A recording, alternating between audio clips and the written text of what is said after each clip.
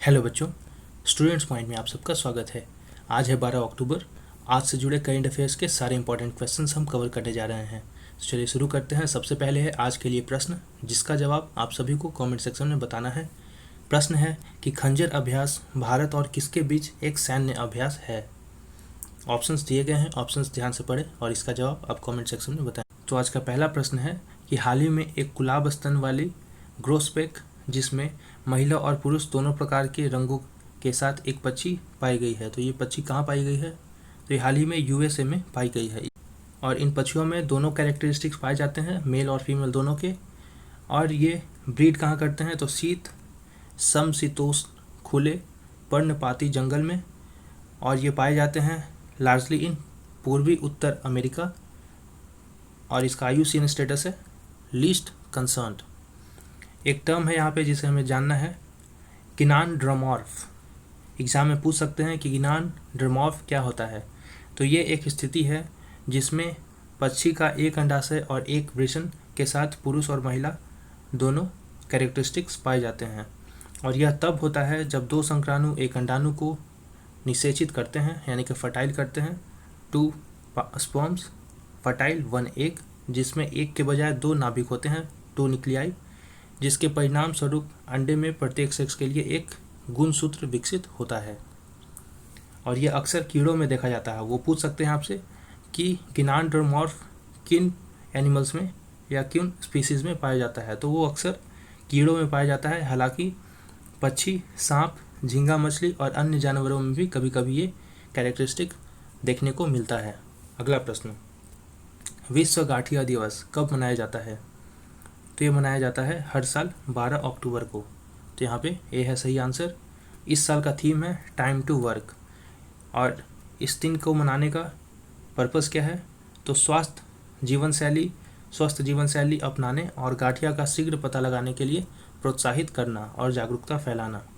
यह ध्यान दें कि गाठिया जोड़ों की एक सूजन है, और ये गाठिया कोई एक प्रकार की नहीं होती। इसके मल्टीपल टाइप्स हैं, 100 से अधिक इसके टाइप्स हैं, और हर टाइप्स के अलग अलग रीजन्स हैं क्यों वो होता है, और अलग मेथड ऑफ ट्रीटमेंट भी है। पहली बार यह दिन 1996 में मनाया गया था, और गाठिया और मस्कुलोस्केलेटल रोगों के बारे में वैश्विक जागरूकता बढ़ाने के लिए यह गाठिया और रूमेटिज इंटरनेशनल द्वारा शुरू किया गया था। और अगर आप इन वीडियोस की पीडीएफ चाहते हैं तो आप टेलीग्राम पे हमें ज्वाइन कर सकते हैं। हिंदी स्टूडेंट्स के लिए स्टूडेंट्स पॉइंट हिंदी, या फिर इस टेलीग्राम चैनल का लिंक मैं कमेंट सेक्शन में दे दूंगा। उस लिंक को दबाएं और इस ग्रुप को ज्वाइन कर लें। साथ ही आप हमें इंस्टाग्राम पे भी फॉलो कर सकते हैं by writing the user name the students point. Instagram पे मैं रेसेंट न्यूज़ क्लिपिंग्स शेयर करता हूँ। उन न्यूज़ क्लिपिंग से आपको रेसेंट अपडेट्स मिलती रहती हैं। और अगर ये वीडियो आपको अच्छी लग रही है तो वीडियो को लाइक और अपने दोस्तों के साथ शेयर करना ना भूलें। शेयर से और आपके लाइक से इस चैनल को सपोर्ट मिलता रहेगा और ऐसी वीडियोज़ आपके लिए लगातार बनती रहेंगी। साथ ही उन एस्पायरेंट्स के लिए जो यूपीएससी एंड पीसीएस 2021 में अपीयर होने जा रहे हैं, उनके लिए कल मैंने एक वीडियो बनाई है कि यूपीएससी और पीसीएस की तैयारी और उनकी क्लासेस हम कैसे शुरुआत करने जा रहे हैं।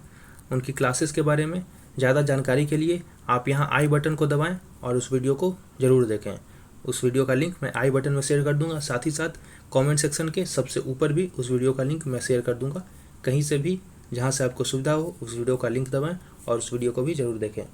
तो अगला प्रश्न है, निम्नलिखित में से किसको दुनिया के सबसे लंबे नृत्य महोत्सव के रूप में ब्रांडेड किया गया है? तो गुजरात गवर्नमेंट ने गरबा को दुनिया के सबसे लंबे लॉन्गेस्ट डांस फेस्टिवल के रूप में ब्रांडेड किया है। और ट्रेडिशनली ये नवरात्रि के दौरान मनाया जाता है। समाचार में क्यों था? क्योंकि गुजरात सरकार ने कोविड-19 महामारी के कारण वाणिज्यिक या पारंपरिक गरबा को खारिज कर दिया गया है इस वर्ष। अगला प्रश्न, गरबा बनाम डांडिया रास के बारे में निम्नलिखित कथनों पर विचार करें।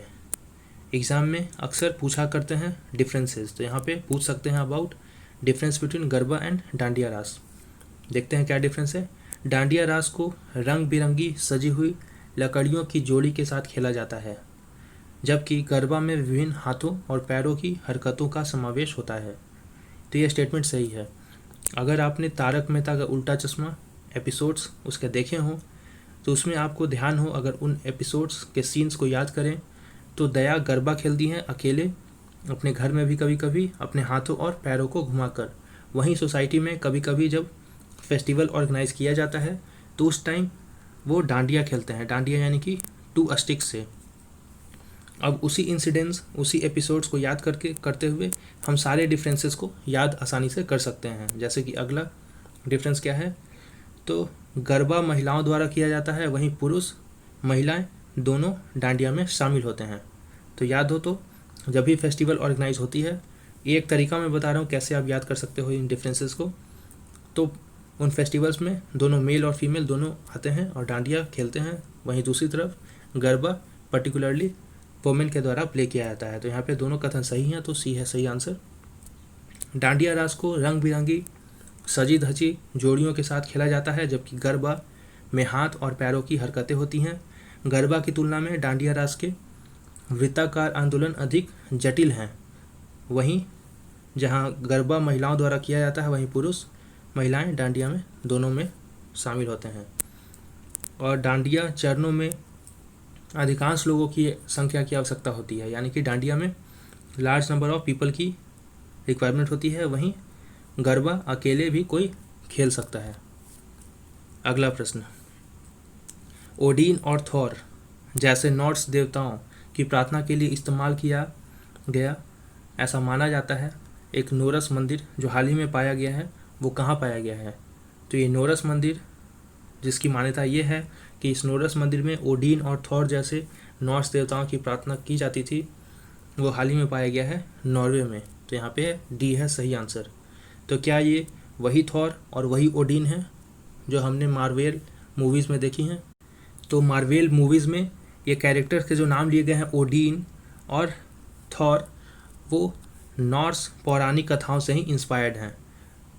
नॉर्स पौराणिक कथाओं में ओडीन को one eyed long bearded god बताया गया है और ओडीन के बहुत सारे बेटे थे जिनमें थॉर एक महत्वपूर्ण स्थान पाता है। और हाल ही में बर्गन विश्वविद्यालय के संग्रहालय के पुरातत्वविदों ने नॉर्वे में 1200 साल पुरानी बुत परस्त संरचना के प्रमाणों की खोज की है। यह लकड़ी से बना हुआ था और यह विकिंग युग में बना था और कहा जाता है कि बड़े लकड़ी के मंदिर का उपयोग एक प्राचीन सभ्यता द्वारा ओडीन और थॉर जैसे नॉर्स देवताओं के लिए प्रार्थना और बलिदान के लिए किया जाता था। कुछ ऐसा वो मंदिर लकड़ी का बना हुआ दिख रहा है और यह आज तक खोजा गया पहला नॉर्स मंदिर है। साथ ही ऐसा माना जाता है कि नॉर्स पौराणिक कथाओं में जो ये नॉर्स देवताएं हैं, वो नॉर्थ जर्मेनिक लोगों के मिथकों का शरीर है। अगला प्रश्न, ब्रह्म कमल के बारे में निम्नलिखित कथनों पर विचार करें। माना जाता है कि फूल को लगभग 8 इंच व्यास में खिलने में लगभग 2 घंटे लगते हैं। तो ये क्वाइट सरप्राइजिंग है कि सिर्फ 2 घंटों में 8 इंच इस फूल की डेवलपमेंट हो जाती है। और यह ब्रह्म कमल को हिमालयी यानी कि हिमालयन फ्लावर्स का राजा कहा जाता है और यह उत्तराखंड का राज्य पुष्प भी है। यह भी कथन सही है। देखिए, वैसे तो मैं हिंदी काफ़ी अच्छी बोल लेता हूँ और मैं हिंदी स्टेट से ही बिलोंग करता हूँ, इसलिए हिंदी वैसे बोलने और समझने में मुझे कोई भी परेशानी नहीं है। लेकिन जहाँ तक टेक्सचुअल लैंग्वेज की बात आती है तो वहाँ पे आप कभी कभी परेशानी को समझते होंगे, इसीलिए कभी कभी मुझे ऐसे प्रोनाउंसिएशंस में प्रॉब्लम आ जाती है, क्योंकि मैंने हिंदी में पढ़ाई ऐसे नहीं की है, इसलिए थोड़ा सा आपको मैनेज करके चलना होगा। तो जहाँ पे भी थोड़ी सी परेशानी हो वहाँ पे आप कॉन्सेप्ट को समझने की कोशिश करें, ना कि कुछ स्पेलिंग मिस्टेक्स पे ध्यान दें, क्योंकि ये ज़रूरी था। क्योंकि मैं सिर्फ इंग्लिश सीरीज़ ही बना रहा था, लेकिन उसके बाद बहुत सारे हिंदी एस्पायरेंट्स बोल रहे थे कि वो समझने में उनको मुश्किल हो रही है, तो ये मैंने हिंदी वाली सीरीज़ भी स्टार्ट कर दी ताकि उनके लिए थोड़ी सी आसानी हो जाए। तो आप ज़्यादातर कॉन्टेक्स्ट को समझें, ना कि टेक्स्ट पे थोड़ा सा कम ध्यान दें। थोड़ी सी कहीं मिस्टेक्स हो सकती हैं, इसको मैं पहले से ही मानता हूँ। तो यहाँ पे दोनों ये कथन सही हैं, तो यहाँ पे सी है सही आंसर। और फूल अपने उपचार गुणों के लिए जाना जाता है। इसका उपयोग तिब्बती चिकित्सा और आयुर्वेद में भी किया जाता है और इसे बहुत स्थानीय लोग चोट के उपचार के लिए भी यूज़ करते हैं। और इस फूल का नाम ब्रह्म देवता के नाम पे रखा गया है, वही Brahmadev who is known to have been the creator of the universe. और फूल केवल कुछ घंटों के लिए ही खिलता है और कहा जाता है कि यह सौभाग्य और समृद्धि का प्रतीक है। और समाचार में क्यों था? क्योंकि यह दुर्लभ फूल, जो एकमात्र ऐसा फूल है जो जाना जाता है कि फूल सूर्यास्त के बाद खिलता है और साल में सिर्फ एक ही बार खिलता है। वो हाल ही में उत्तराखंड के हिमालय की ऊंची पहुंच में देखा गया है। ऐसे वो ब्रह्मकमल दिखते हैं। अगला प्रश्न है, गुलाब प्याज के बारे में निम्नलिखित कथनों पर विचार करें। इसे कर्नाटक में बेंगलोर के आसपास और आसपास उगाए जाने वाले विभिन्न प्रकार के गुलाब की इरूली कहा जाता है। तो बेसिकली इसका मतलब यह है कि लोकली इन बेंगलोर और कर्नाटका में इस गुलाब प्याज को गुलाब की इरूली, या ये लोकल नेम है वहाँ इस गुलाब प्याज का। गुलाब प्याज एक वैरायटी ऑफ प्याज है, अनियन है, तो लोकली इसे गुलाब की इरूली कहा जाता है।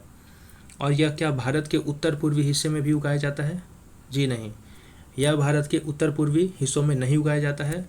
लार्जली ये इसका प्रोडक्शन जो है कंसनट्रेटेड है इन बेंगलोर रीजन इन कर्नाटका। तो यहाँ पे सिर्फ फर्स्ट स्टेटमेंट ही सही है, तो यह बी है सही आंसर। और भारत में किसी अन्य स्थान पर गुलाब के प्याज की खेती नहीं की जाती है।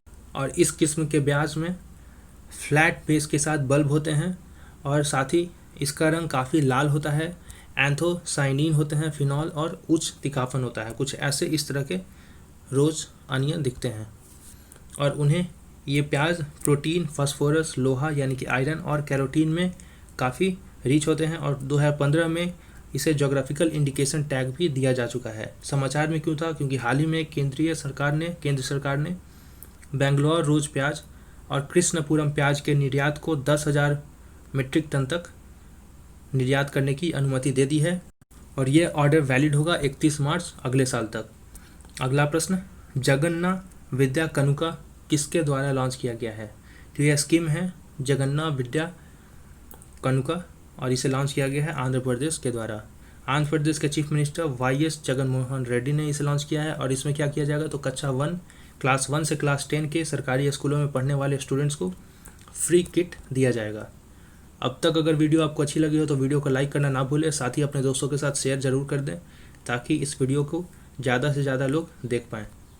अगला प्रश्न, देश में राष्ट्रीय डाक सप्ताह कब मनाया जाएगा? तो ये मनाया जा रहा है एक्चुअली 9 से 15 अक्टूबर। तो यहाँ पे सी है सही आंसर। अगला प्रश्न नहीं, अब कुछ और महत्वपूर्ण पॉइंट्स जो न्यूज़ में थे।